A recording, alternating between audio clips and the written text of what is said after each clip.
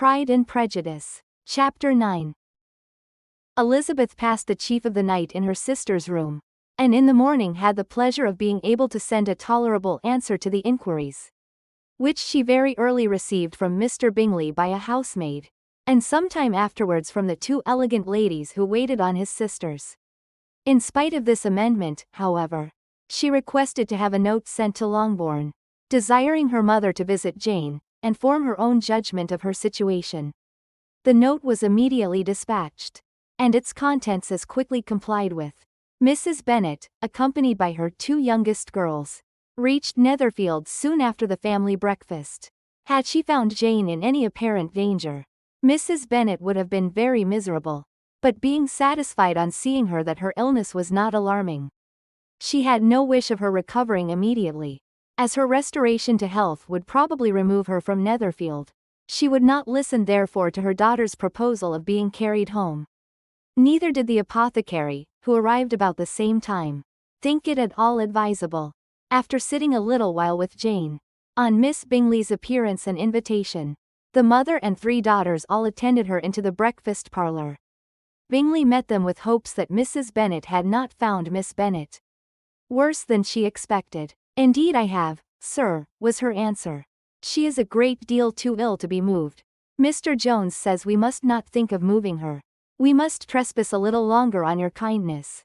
"Removed," cried Bingley. "It must not be thought of. My sister, I am sure, will not hear of her removal."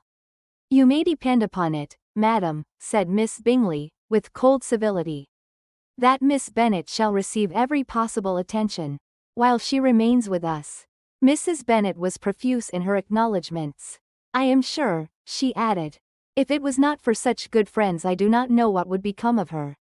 For she is very ill indeed, and suffers a vast deal, though with the greatest patience in the world, which is always the way with her, for she has, without exception, the sweetest temper I ever met with. I often tell my other girls they are nothing to her. You have a sweet room here, Mr. Bingley, and a charming prospect over that gravel walk. I do not know a place in the country that is equal to Netherfield. You will not think of quitting it in a hurry, I hope, though you have but a short lease." "Whatever I do is done in a hurry," replied he, "and therefore if I should resolve to quit Netherfield, I should probably be off in 5 minutes. At present, however, I consider myself as quite fixed here." "That is exactly what I should have supposed of you," said Elizabeth. "You begin to comprehend me, do you?" cried he, turning towards her. "Oh, yes, I understand you perfectly.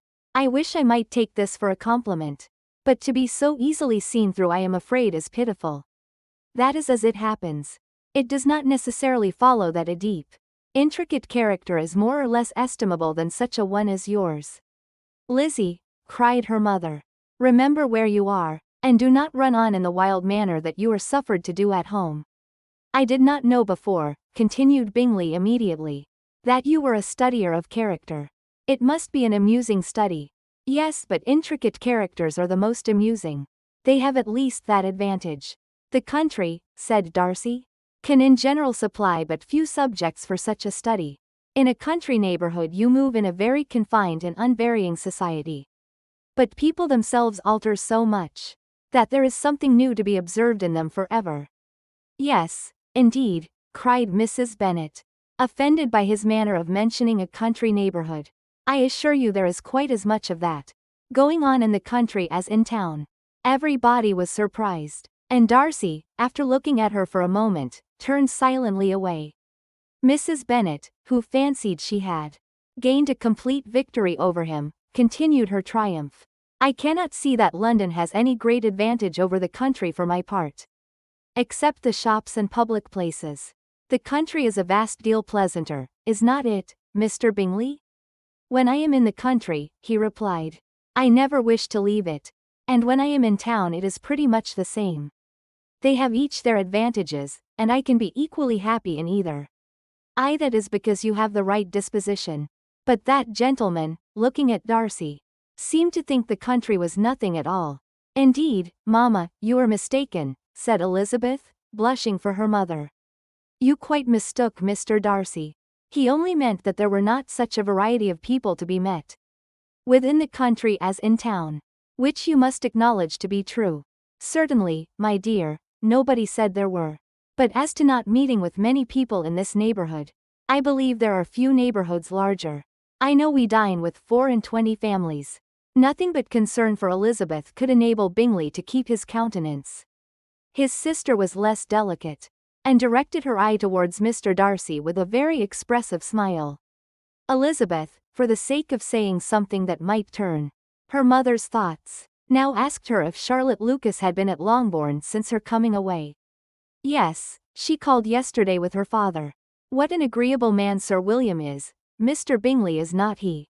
So much the man of fashion. So genteel and so easy. He has always something to say to everybody. That is my idea of good breeding.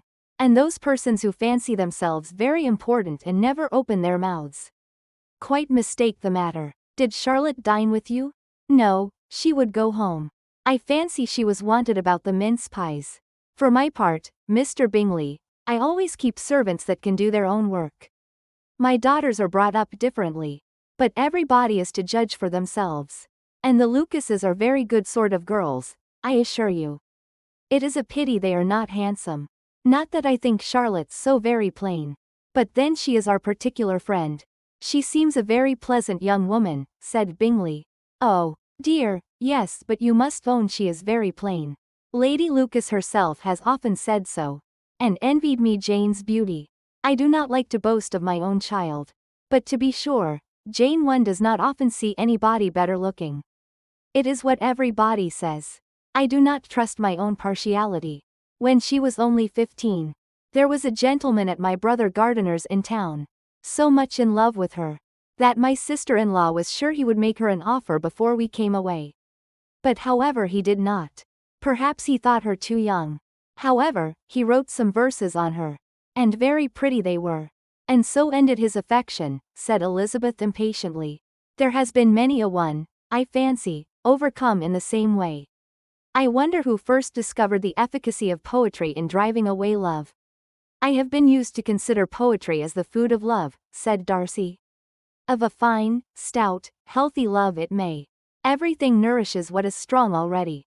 But if it be only a slight, thin sort of inclination, I am convinced that one good sonnet will starve it entirely away. Darcy only smiled, and the general pause which ensued made Elizabeth tremble lest her mother should be exposing herself again. She longed to speak, but could think of nothing to say. And after a short silence Mrs. Bennet began repeating her thanks to Mr. Bingley for his kindness to Jane, with an apology for troubling him also with Lizzie. Mr. Bingley was unaffectedly civil in his answer, and forced his younger sister to be civil also, and say what the occasion required. She performed her part indeed without much graciousness. But Mrs. Bennet was satisfied, and soon afterwards ordered her carriage. Upon this signal, the youngest of her daughters put herself forward. The two girls had been whispering to each other during the whole visit. And the result of it was that the youngest should tax Mr. Bingley with having promised on his first coming into the country to give a ball at Netherfield. Lydia was a stout, well-grown girl of 15, with a fine complexion and good-humoured countenance, a favourite with her mother, whose affection had brought her into public at an early age. She had high animal spirits, and a sort of natural self-consequence, which the attentions of the officers, to whom her uncle's good dinners and her own easy manners recommended her, had increased into assurance. She was very equal therefore to address Mr. Bingley on the subject of the ball, and abruptly reminded him of his promise, adding, that it would be the most shameful thing in the world if he did not keep it. His answer to this sudden attack was delightful to their mother's ear. I am perfectly ready, I assure you, to keep my engagement. And when your sister is recovered, you shall if you please name the very day of the ball. But you would not wish to be dancing while she is ill. Lydia declared herself satisfied. Oh, yes, it would be much better to wait till Jane was well. And by that time most likely Captain Carter would be at Meryton again. And when you have given your ball, she added, I shall insist on their giving one also. I shall tell Colonel Forster it will be quite a shame if he does not. Mrs. Bennet and her daughters then departed, and Elizabeth returned instantly to Jane. leaving her own and her relations' behavior to the remarks of the two ladies and Mr. Darcy, the latter of whom, however, could not be prevailed on to join in their censure of her, in spite of all Miss Bingley's witticisms on fine eyes. Chapter 10. The day passed much as the day before had done. Mrs. Hurst and Miss Bingley had spent some hours of the morning with the invalid, who continued, though slowly, to mend, and in the evening Elizabeth joined their party in the drawing-room. The loo table, however, did not appear. Mr. Darcy was writing, and Miss Bingley, seated near him, was watching the progress of his letter, and repeatedly calling off his attention by messages to his sister. Mr. Hurst and Mr. Bingley were at piquet, and Mrs. Hurst was observing their game. Elizabeth took up some needlework, and was sufficiently amused in attending to what passed between Darcy and his companion. The perpetual commendations of the lady, either on his handwriting, or on the evenness of his lines, or on the length of his letter, with the perfect unconcern with which her praises were received, formed a curious dialogue, and was exactly in unison with her opinion of each. How delighted Miss Darcy will be to receive such a letter. He made no answer. You write uncommonly fast. You are mistaken. I write rather slowly. How many letters you must have occasion to write in the course of the year. Letters of business too. How odious I should think them. It is fortunate, then, that they fall to my lot instead of to yours. Pray tell your sister that I long to see her. I have already told her so once, by your desire. I am afraid you do not like your pen. Let me mend it for you. I mend pens remarkably well. Thank you, but I always mend my own. How can you contrive to write so even? He was silent. Tell your sister I am delighted to hear of her improvement on the harp. And pray let her know that I am quite in raptures with her beautiful little design for a table. And I think it infinitely superior to Miss Grantley's. Will you give me leave to defer your raptures till I write again? At present I have not room to do them justice. Oh, it is of no consequence. I shall see her in January. But do you always write such charming long letters to her, Mr. Darcy? They are generally long, but whether always charming, it is not for me to determine. It is a rule with me, that a person who can write a long letter, with ease, cannot write ill. That will not do for a compliment to Darcy, Caroline, cried her brother. Because he does not write with ease. He studies too much for words of 4 syllables. Do not you, Darcy? My style of writing is very different from yours. Oh, cried Miss Bingley. Charles writes in the most careless way imaginable. He leaves out half his words, and blots the rest. My ideas flow so rapidly that I have not time to express them. By which means my letters sometimes convey no ideas at all to my correspondents.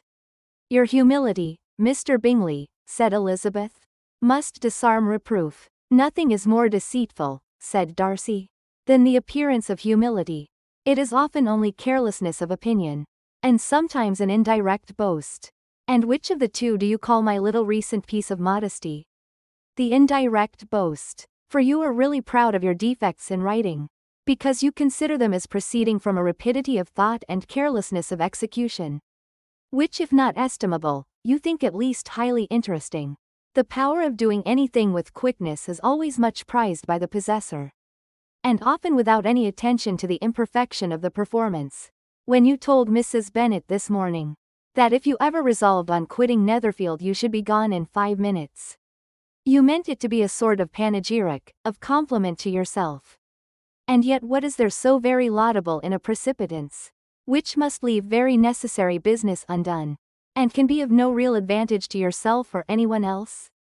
Nay, cried Bingley, this is too much, to remember at night all the foolish things that were said in the morning. And yet, upon my honor, I believe what I said of myself to be true. And I believe it at this moment. At least, therefore, I did not assume the character of needless precipitance merely to show off before the ladies. I dare say you believed it, but I am by no means convinced that you would be gone with such celerity. Your conduct would be quite as dependent on chance as that of any man I know. And if, as you were mounting your horse, a friend were to say, Bingley, you had better stay till next week, you would probably do it. You would probably not go. And, at another word, might stay a month. You have only proved by this, cried Elizabeth, That Mr. Bingley did not do justice to his own disposition. You have shown him off now much more than he did himself. I am exceedingly gratified, said Bingley, by your converting what my friend says into a compliment on the sweetness of my temper. But I am afraid you are giving it a turn which that gentleman did by no means intend. For he would certainly think the better of me, if under such a circumstance I were to give a flat denial, and ride off as fast as I could. Would Mr. Darcy then consider the rashness of your original intention, as atoned for by your obstinacy in adhering to it? Upon my word I cannot exactly explain the matter. Darcy must speak for himself. You expect me to account for opinions which you choose to call mine, but which I have never acknowledged. Allowing the case, however, to stand according to your representation, you must remember, Miss Bennet, that the friend who is supposed to desire his return to the house, and the delay of his plan, has merely desired it, asked it without offering one argument in favor of its propriety. To yield readily easily to the persuasion of a friend is no merit with you.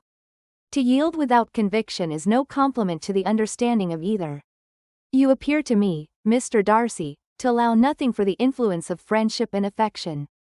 A regard for the requester would often make one readily yield to a request, without waiting for arguments to reason one into it.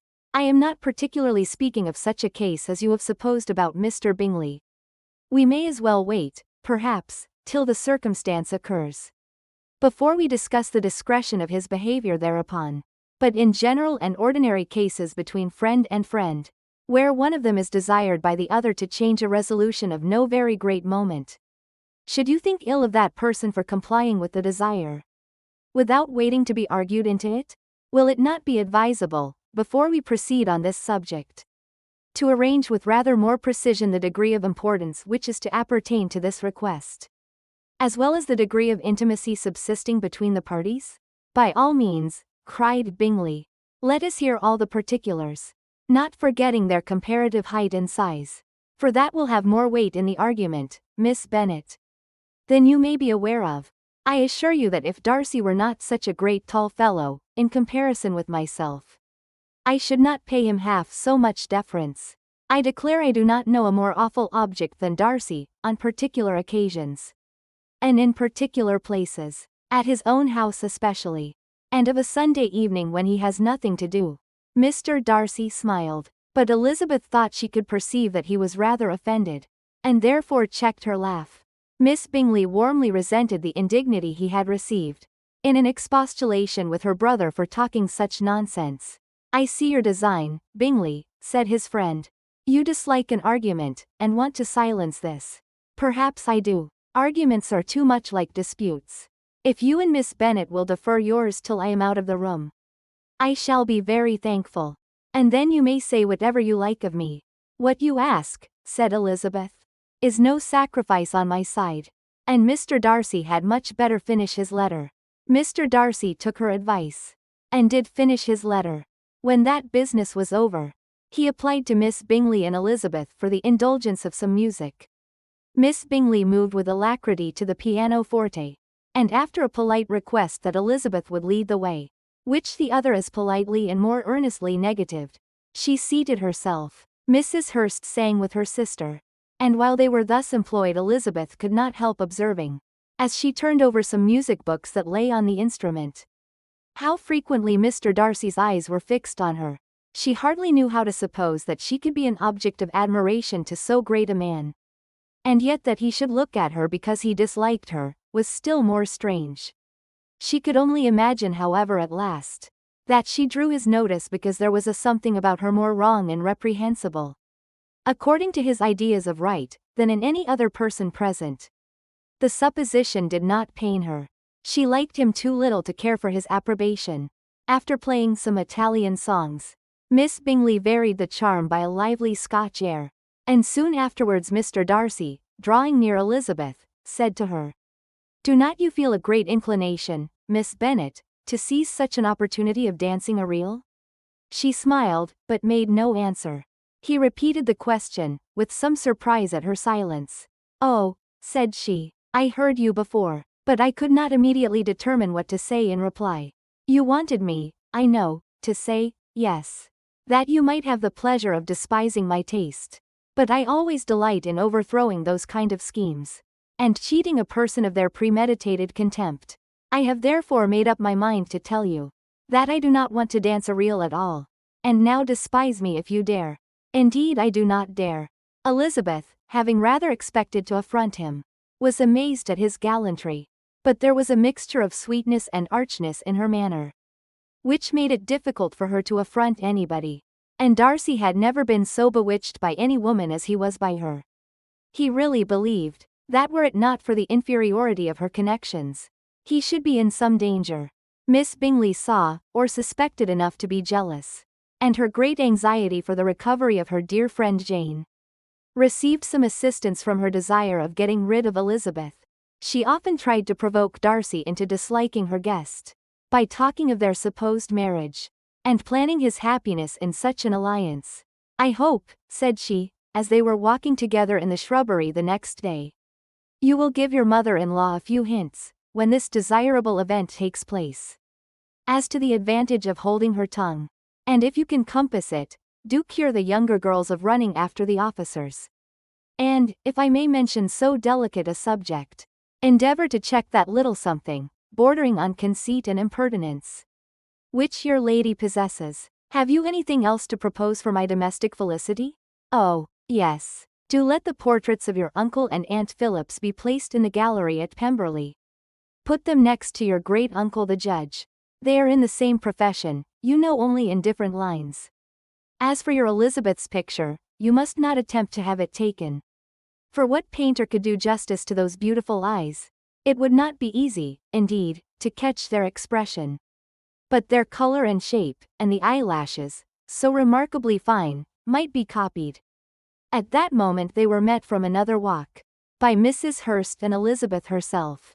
I did not know that you intended to walk, said Miss Bingley, in some confusion, lest they had been overheard. You used us abominably ill, answered Mrs. Hurst, in running away without telling us that you were coming out. Then taking the disengaged arm of Mr. Darcy, she left Elizabeth to walk by herself.